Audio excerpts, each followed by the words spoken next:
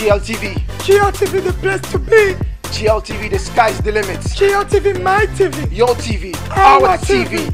GLTV.com. GLTV.com. Follow us.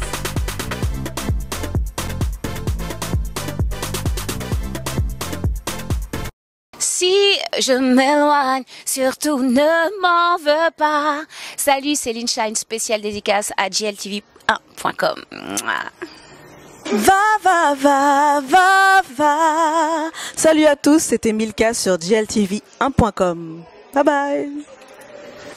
Fais de moi un vase d'honneur au service de ta grandeur, pour qu'un jour brille ma couronne. GLTV.com. Bonjour à vous tous qui me suivez sur GLTV1.com, Touba Boboudelo, Ika de Yon. On vous avait dit, après cette CAN, on va aller chercher vraiment les stars qui ont marqué cette République démocratique du Congo à travers le football. Et aujourd'hui, on se trouve ici dans le stade d'Anderlecht où un de nos frères excelle à sa manière. Il s'appelle Chancel Mbemba. Suivez.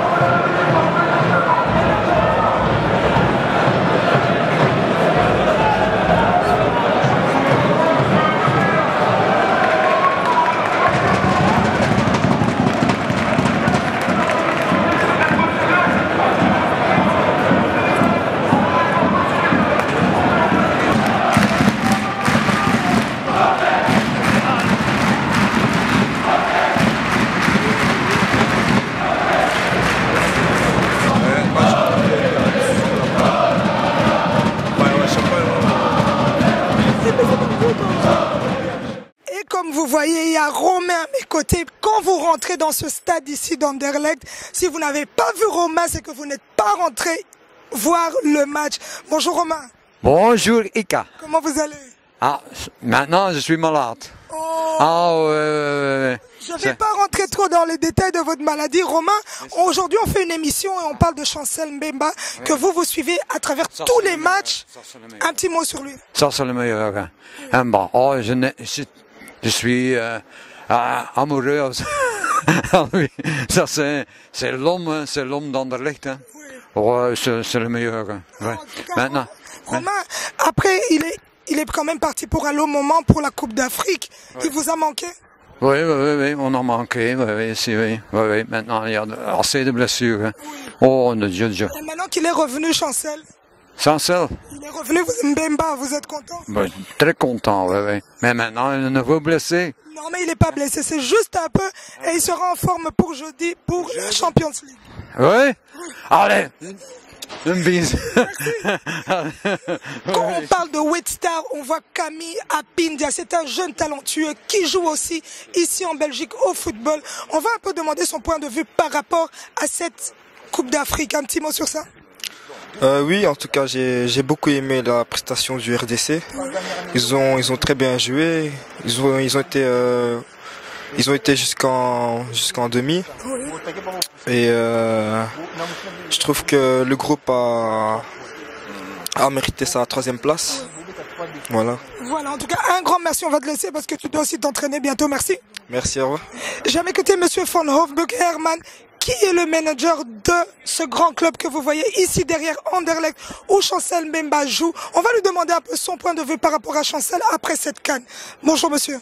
Bonjour madame. Dites-moi, un Chancel Mbemba qui vous a manqué pendant une période, sa présence à Cannes, un petit mot sur ça? Disons que pour nous c'était évidemment difficile parce que c'est un titulaire à part entière et le fait qu'il devait jouer à la CAN, ça nous a coûté quand même quelques points. Donc de notre côté, on est content qu'il est revenu. Et, par contre, on doit le féliciter aussi pour la CAN qu'il a joué. Voilà. Et on doit dire un Chancel Mbemba est quand même un élément très important dans cette grande équipe. Un petit mot sur ça? Disons que Chancel a fait des progrès énormes. Je crois que c'est aussi un exemple pour beaucoup de jeunes Africains qui souvent viennent très jeunes déjà en Europe et c'est quelqu'un qui a énormément travaillé pour arriver à avoir le statut qu'il a maintenant et je suis sûr que d'ici quelques années on retrouvera Chancel Mbemba dans une grande compétition européenne. Voilà, un grand merci monsieur, bonne journée. Au plaisir, au revoir. Au revoir. Merci. En tout cas, après cette CAN, on va aller les chercher, les gens qui ont marqué l'histoire. Après Kanoyo, Congolais nyonso abima libana chaque 4 coins ya mokili. Soko zali Congolais bimi okumisi pe oyayo équipe. Parmi batu ba makaki pe histoire et Kanoyo. Parmi batu ba permettre pe que 3e médaille ezwama Congolais matape na podium. Chancel Mbemba azalaki babi bato oyo batrasaki pe banzela aza Chancel Mbemba tolandi lelo na ndaku na epo a déplace Chancel abetaka première sortie na ye après retour ya Coupe d'Afrique aza bonjour Chancel. Bonjour. Chancel, en tout cas to sepe makasi kondimi ko solola kana ngwele kaindeni Quand on est bien par la grâce de Dieu nzambe mutabat abatele biso et bandel pesuka. En tout cas, et les cas qui bien biso pe tomoni que l'équipe Chancel yebisa biso nanu. Tomoni quand même que équipe vraiment tomoni ba préparation na bino tomoni tibo komi na suka ba match e betamaki toza zelaté que bon même biso ti kuna yo lobani. Ouais, mais tout le peuple congolais bando croire na biso té. Ba tout bando croire na biso té mais biso moto ebe loto luka et to kende kuna ko défendre d'abord ba kombo na biso ko défendre d'abord drapeau ya mboka ko défendre bandeko to qui travaille na biso ti ba résultat ou epesa maki bat ba moni ba satisfait le komozonga ke panzam. Voilà, en tout cas le komozonga et panzamba Congo. Chancel toyebi ke match betami to moni premier match to moni deuxième match mais match moko important ezaki na mitu na bino ezaki match contre Congo Brazzaville mais esprit d'équipe na bino avant match wana ezaki deni.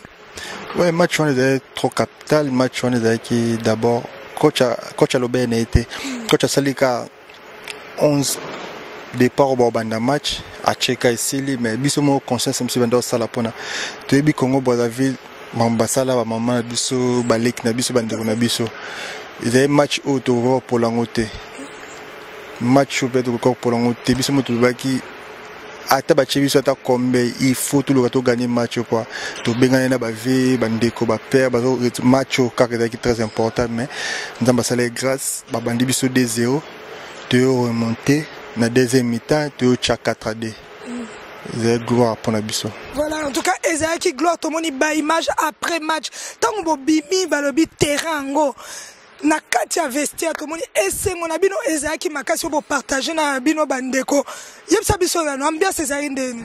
Ambiance ezali total, ambiance ezali trop batunyo so ndi bat bamone ba image batunyo staff au coach au dirigeant au kiné au soigneur na ba coach na ba constoma to bando bina to ndo sepe la poza bitumba penda yo la ça Congo Kinshasa na Congo Brazzaville banet ba Afrique congolais banani Combo Begende ya RDT Congo. Tout l'accès à tout ça va vainqueur. Chancel toyebi ke yo za mutu vraiment très discret, il faut to loba. Oh Chancel, to moni vraiment na kano yo na ebité ce qui motema na ba congolais bima qui vraiment likolo Chancel ata o s'exprimer ata na ba geste après un but ou même après le match ata ne Chancel pourquoi cet amour ezaki makasi après Kanoyo envers République démocratique du Congo. Ouais, c'est quand très important pour biso aussi ba opportunité le dans la première CAN biso première CAN na beta pour il y a 2013 Claude Rozoenga mais c'est un Chancel travailler kaka Zelatano et Aptano et Coco, ça a l'espoir.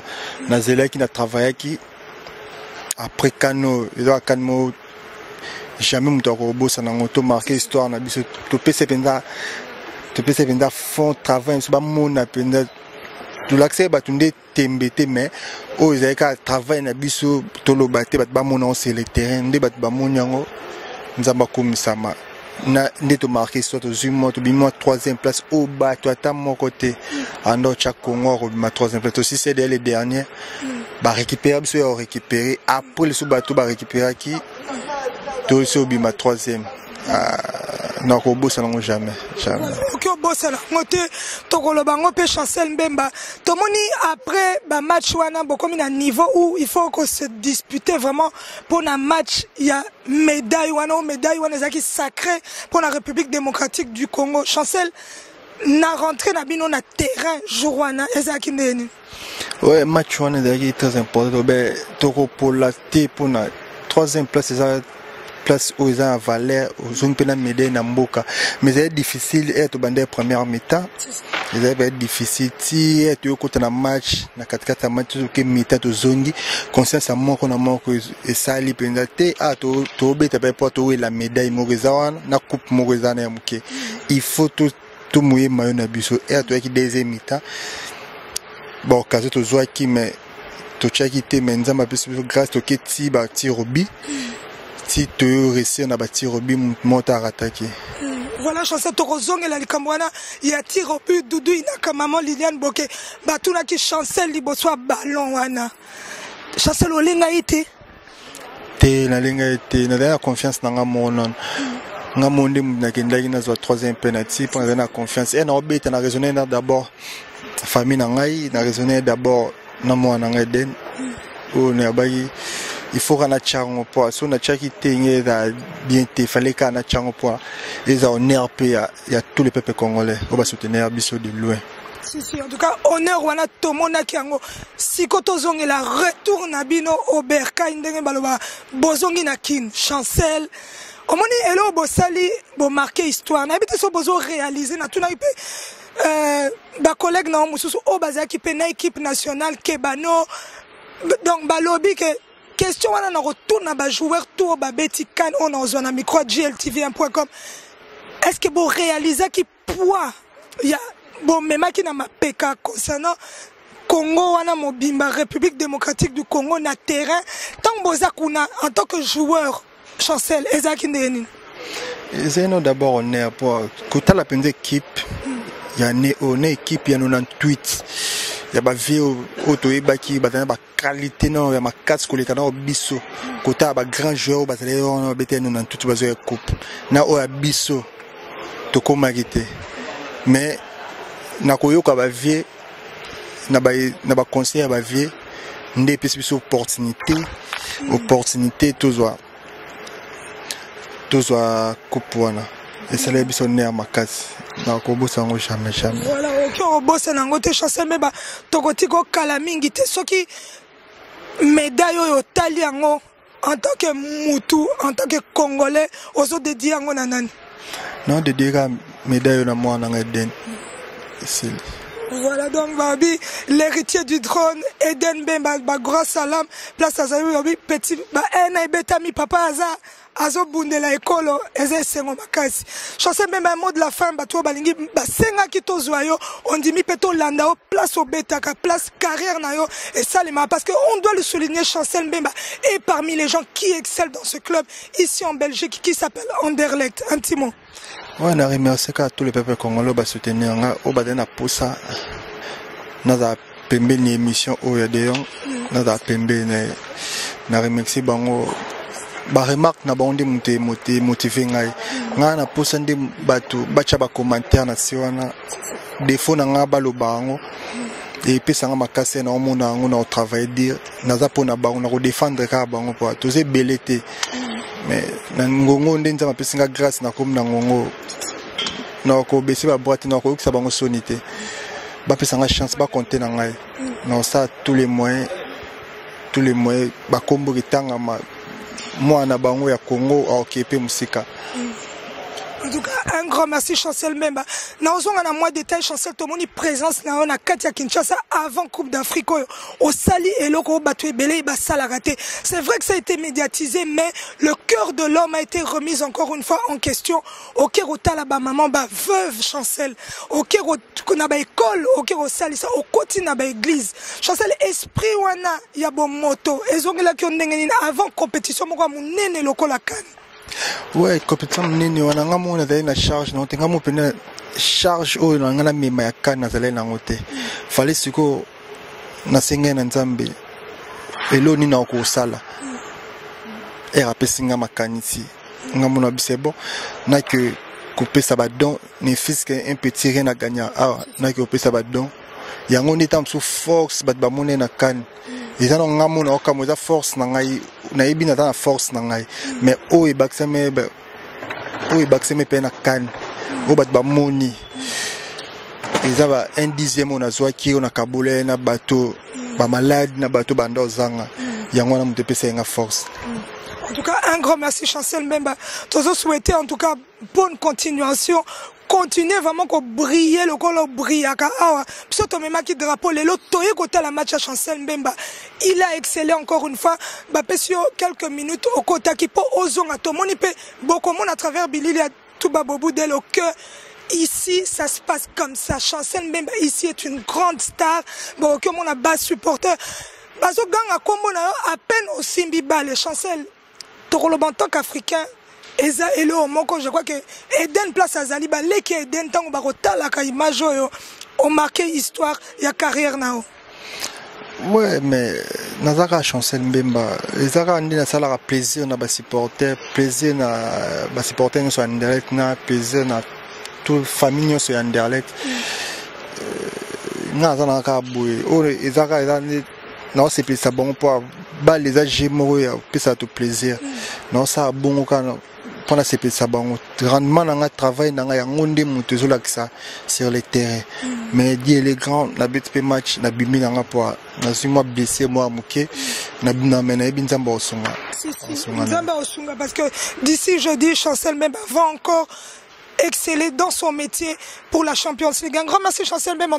Continuons ça la fierté. Merci papa Toti pour bus réseau qui est calaming était OP mappé. Pour jeudi au lac Sabi solution ce qui est couleur en République démocratique du Congo. Ozo Memango toujours les colos. Merci. Merci. Voilà, comme vous voyez, nous arrivons à la fin de cette émission. Nous avons pu vous montrer Chancel Mbemba qui a parlé de cette Coupe d'Afrique et son premier match. Ici, à Anderlecht, dans son club, on l'a trouvé dans son territoire. Vraiment, un grand merci à ce grand joueur talentueux qui fait la fierté de la République démocratique du Congo.